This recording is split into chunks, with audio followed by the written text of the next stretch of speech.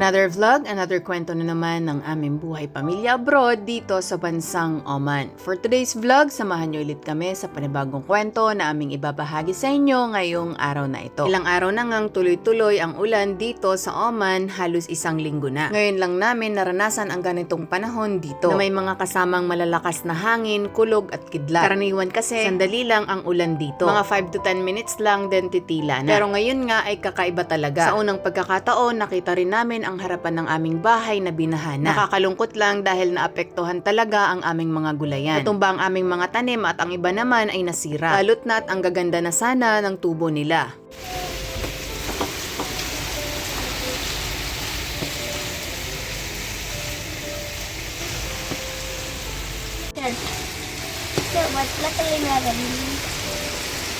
Wala na yung kamatis natin. Sobrang lakas ng ulan, as in ngayon lang to. Parang ngayon lang to umulan ng ganito kalakas, pati ang tagal.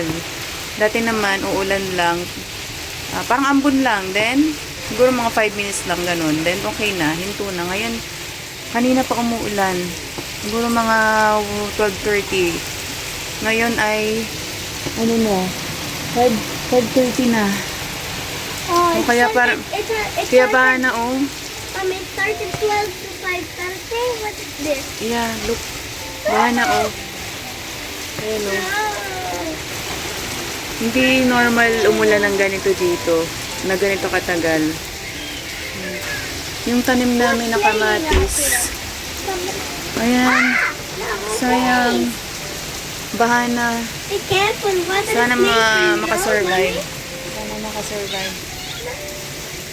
Ow, my head. Hi!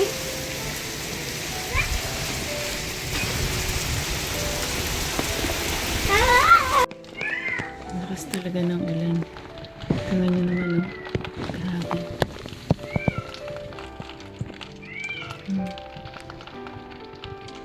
Parang ngayon lang dito umulan ng ganito.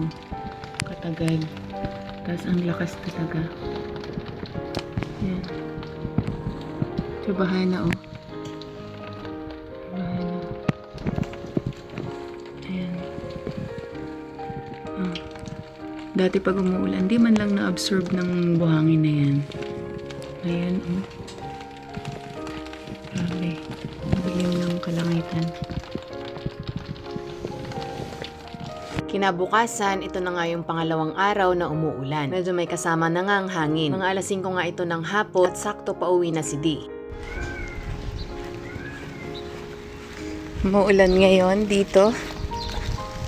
Ayan. Napagtripan namin sunduin si Dee since may payong kami. Sa Bibidos. Punta kami doon. Sunduin namin doon si Dee.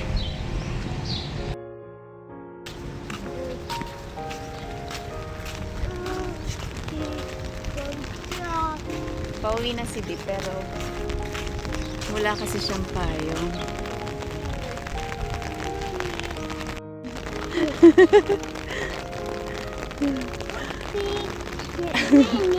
Raining.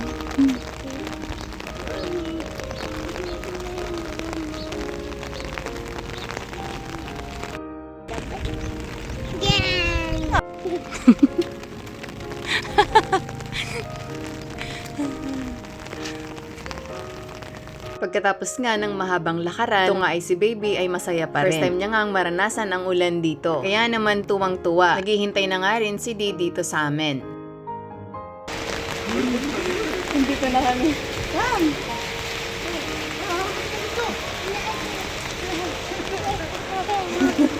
Good rain. Looking to the rain?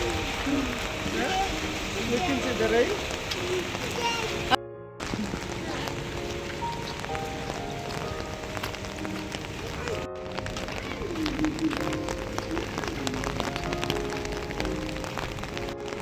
Nagpa-carry na.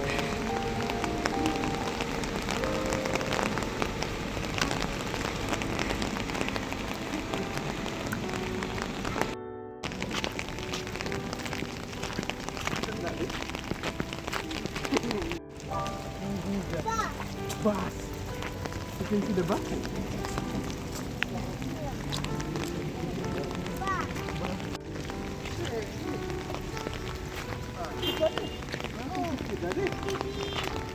Oh, bus! Bus! Bus! May bus.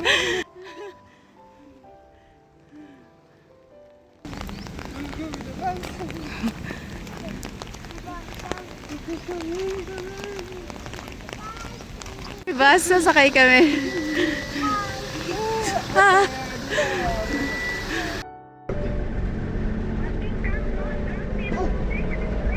Now drop, huh? Now drop. Now drop, huh? What? No. I'm good. After 5 minutes, okay? We come outside, huh? I'm going. Jump.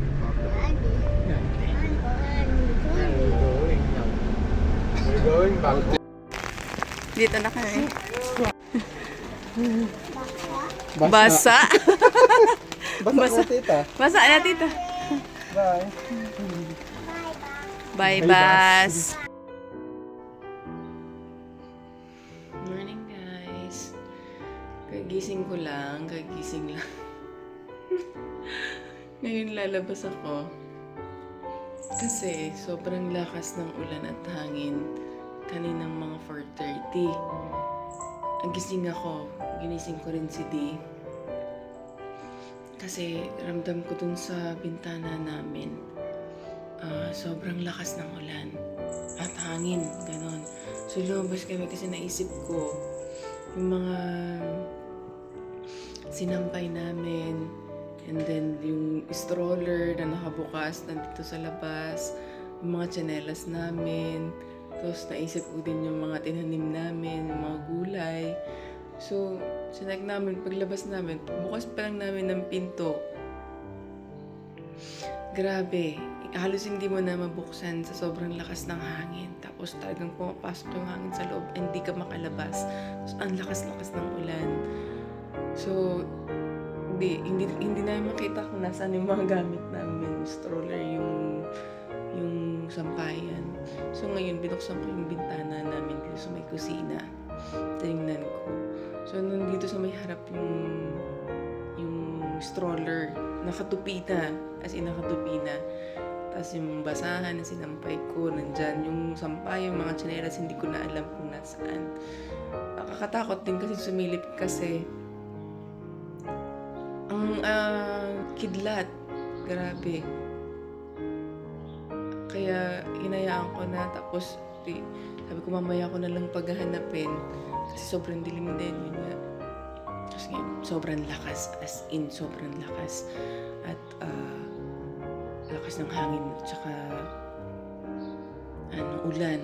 So pumasok namin dito sa room. Hindi na ako makatulog. Iniisip ko yung mga gamit. Hindi na ako makatulog. Sabi ko baka uminto lang kasi malimit. Mga 5 minutes lang, ganun. Mga 5 minutes lang. Yung ganun, yung hangin, yung ulan. Kanina, sobrang tagal. Almost 1 hour na hindi pa tumitigil. Tapos yung kidlat, nakakatakot. Sumisilip ako dun sa bintana namin. So yun. Tapos nakatulog ako. Ngayon lang ulit ako nagising. So, time check. 8:30 in the morning. So, tingin natin sa labas. Medyo, wala nang hangin. Pero, may ulan doon pa. Ulan pa. Tingnan natin. Let's go, guys. Gamit tayo ng payong. Oh my. Good morning, Oman. So, ito na. Oh, no. Oh, andito na yung stroller namin. Oh, thank you, Lord. May bumalik. May kumuha. Siguro si Hamid, yung staff dito sa accommodation.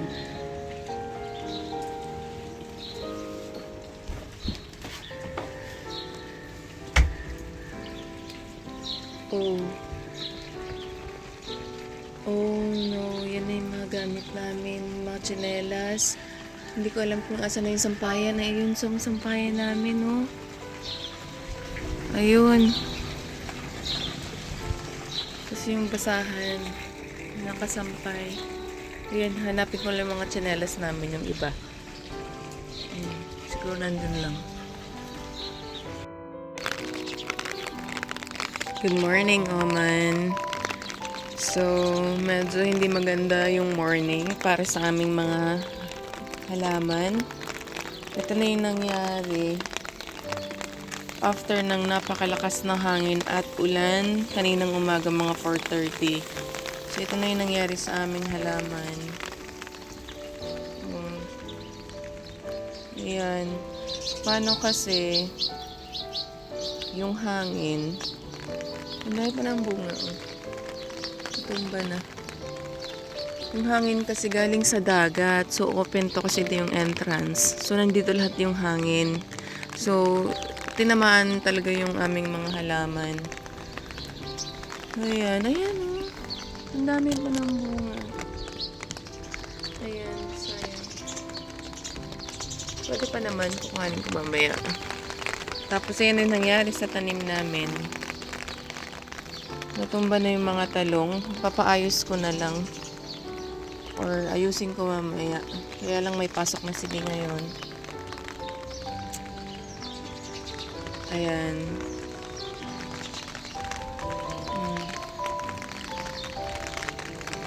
Tapos yung papaya namin. Ganyan na yung nangyari. Sayang. Sana makarecover pa siya. Kasi sobrang ganda na sana eh. Pero okay lang, at least hindi siya natumba. So, ayan. Oh, buti na lang yung tanglad namin. Okay lang.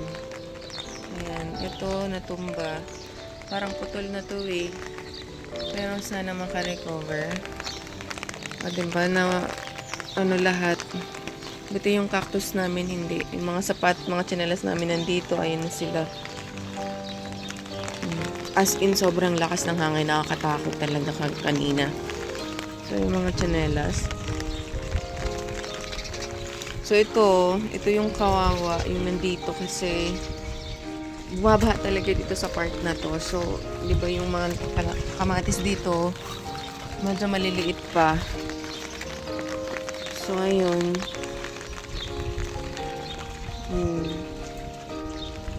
Pero okay lang yan. Nakakalungkot. Pero okay lang yan. Buti nga ay maliit pa yung mga kamatis. Kasi kung malaki na din may bunga na. So, mas nakakalungkot yun. So, ayusin na lang namin. Yung tanglad namin, okay naman. Dito sa part na to, ayun yung mga mga bakod lang yung natumba. Kasi dito maliliit pa yung kamatis. Ayan o. So, medyo okay naman. Hindi naman dito binabaha. At, ayan, okay naman siya. Ang daming bunga yung hinog na yung cherry namin. Ayan.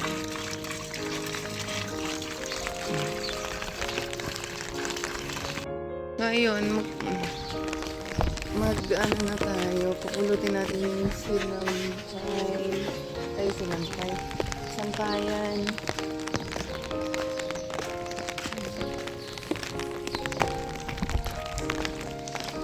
Nakarating na dito. Yung sampayan namin, oh. Buti hindi nasira. Diba, ang layo. Layo ng niya. From doon. Sa amin hanggang dito.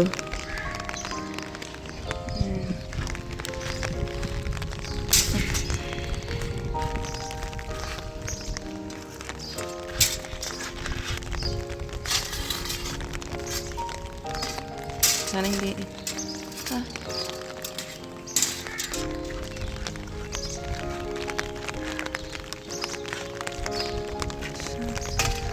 Hindi ko alam yung stroller namin kung hindi nasira. Kasi nakabukas yung kagabi. Ngayon nakatiklop na.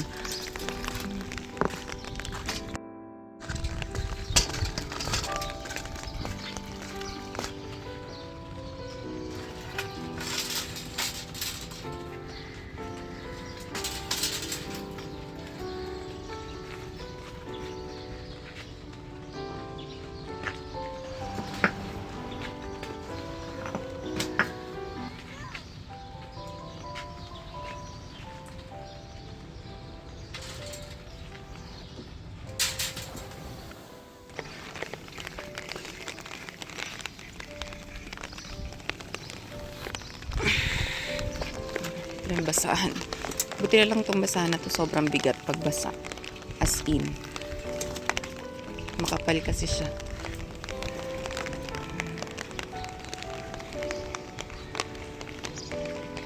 Diba? Saan kaya galing yung tubig na to? Bilisan natin.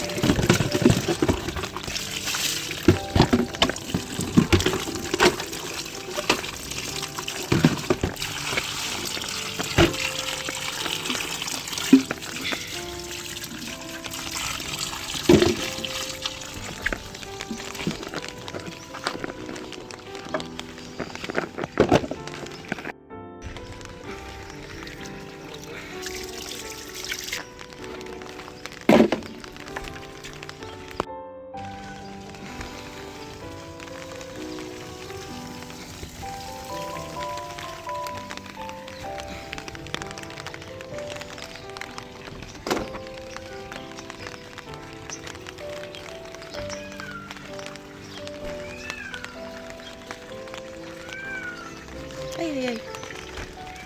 Malambot yung lupa. Wait lang.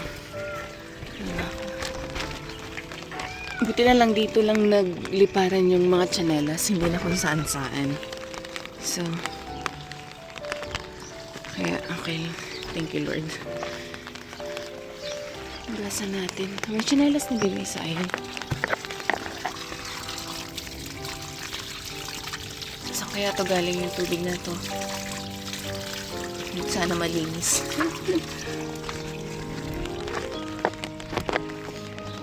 Yan.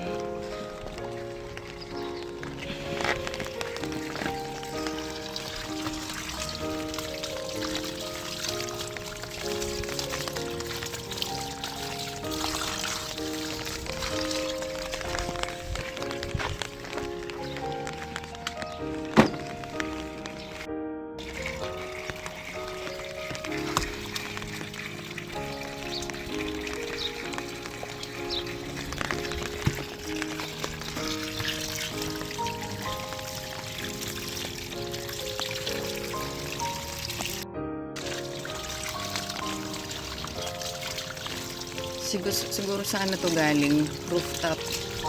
Yung water na to.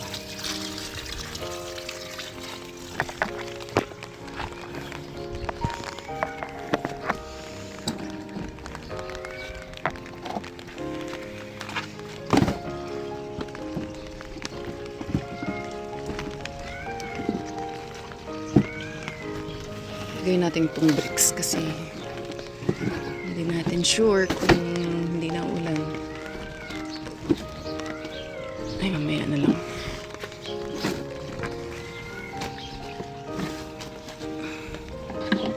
Ito sa gilid. Ayan.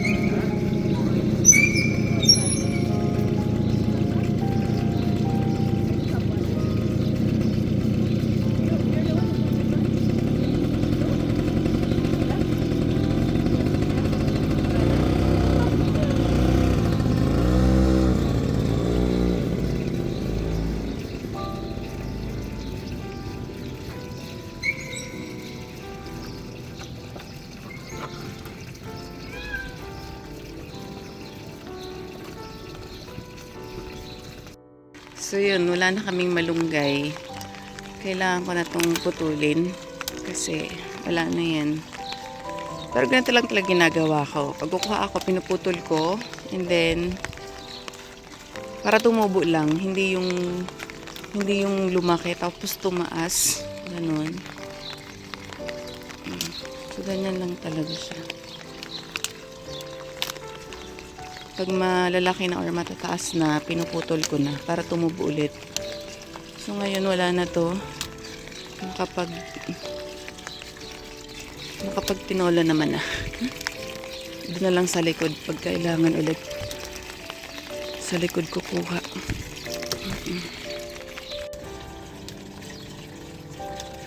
Hi, how are you?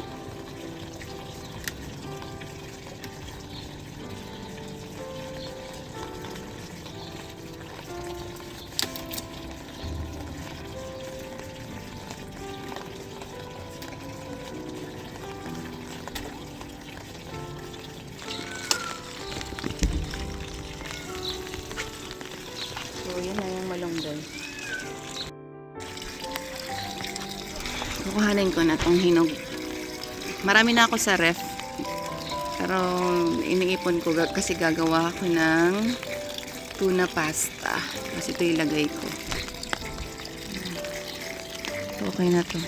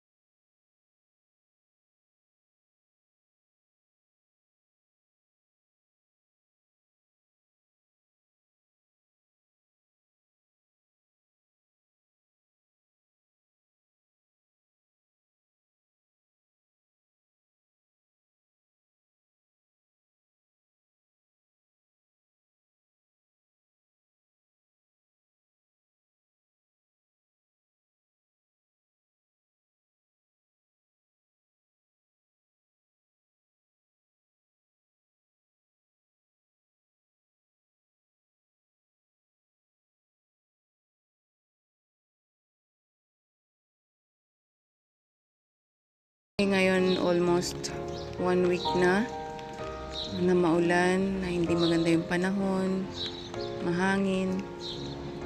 So yun. Tapos ito, sana makasurvive pa. Putulin na lang naman yung ibang dahon. Dami ng bulaklak. So yun.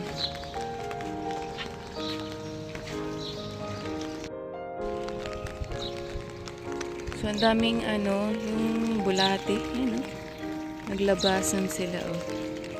Ang dami lang. May isang araw, grabe, pumapasok dun sa bahay namin. Nilagyan ko nga ng asin sa labas para hindi sila makapasok. Ayan, oh, ang dami. Yeah. Ngayon, titingnan ko yung bike namin. Ayun, okay naman. Kasi harang naman dito, so hindi naman maano yung hangin. Ay! Ayun, oh, ang haba.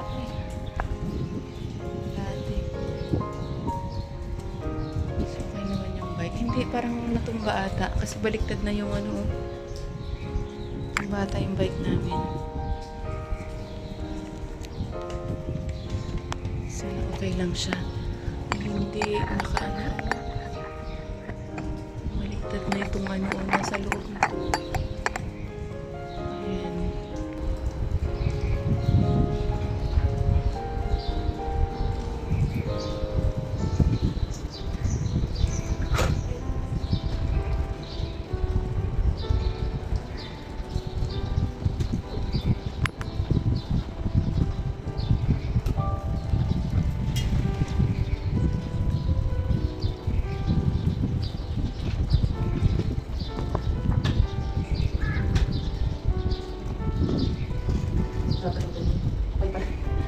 Sadya pala kung itong bakal na dito sa kadena.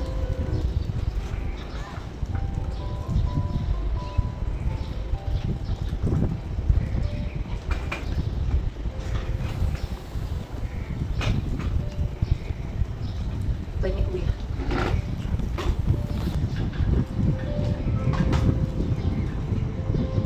Okay na po?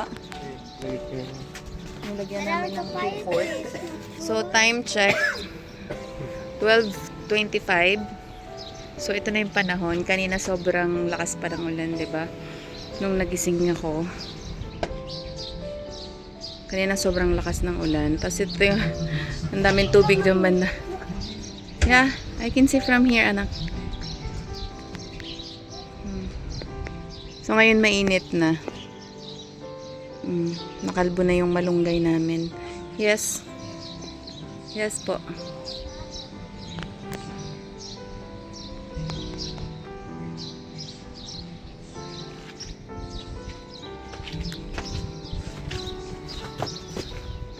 So, may mga bunga pa yung talong. Kukuhanin ko na. Sayang naman. Hello!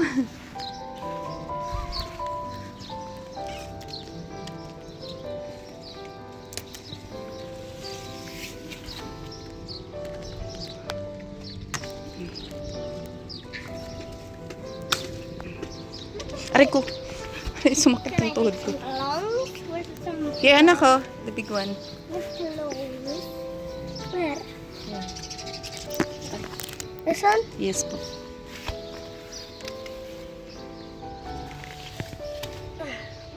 Gek. Again. Hanggang dito na lang po muna ulit. Maraming salamat po sa inyong panunood. Don't forget to like, comment, and subscribe. And please click the notification bell for more family videos. God bless us all po. Bye!